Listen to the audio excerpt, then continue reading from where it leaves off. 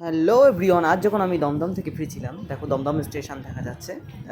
ওখান থেকে যখন আমি ফিরছিলাম, যখন ট্রেন আসলো, ট্রেনে যখন উঠলাম, ওঠার পরে ট্রেনের ভিতরে কিছু এক কঠোর পরিশ্রমী কাকুর, সরি, একটা না দুটো কাকুকে দেখলাম, যারা চোখে দেখতে পায় না, চোখে দেখতে পাওয়া না সত্ত্বেও তারা দিনের পর দিন কঠোর পরিশ্রম করে যাচ্ছে বাড়িতে বউ বাচ্চার মুখে দুটো অন্ন তুলে দেওয়ার জন্য। তারা কিন্তু এই গরমে তপ্ত রোদের মাঝে অন্ধ হয়েও, ভিক্ষার পথ না বেছে নিয়েও তারা কিন্তু এরকমভাবে একটা জিনিস, কোনো জিনিস অল্প কিছু টাকার আশায় বিক্রি করে চলেছে।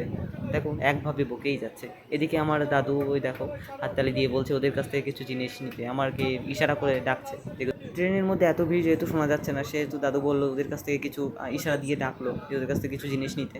আপনারা এবং সবাই মিলে যদি তাদের পিছনে যে একটু দাঁড়ায়, তাদের কাছ থেকে যদি একটু কিছু জিনিস কিনি, তাহলে তারাও একটু, তাদের মুখে যদি একটু হাসি ফোটাতে পারি, তাহলে আমাদের উপকার হয় এবং তাদেরও কিছুটা উপকার করতে পারি, আমরা মুখে হাসি ফোটাতে পারি।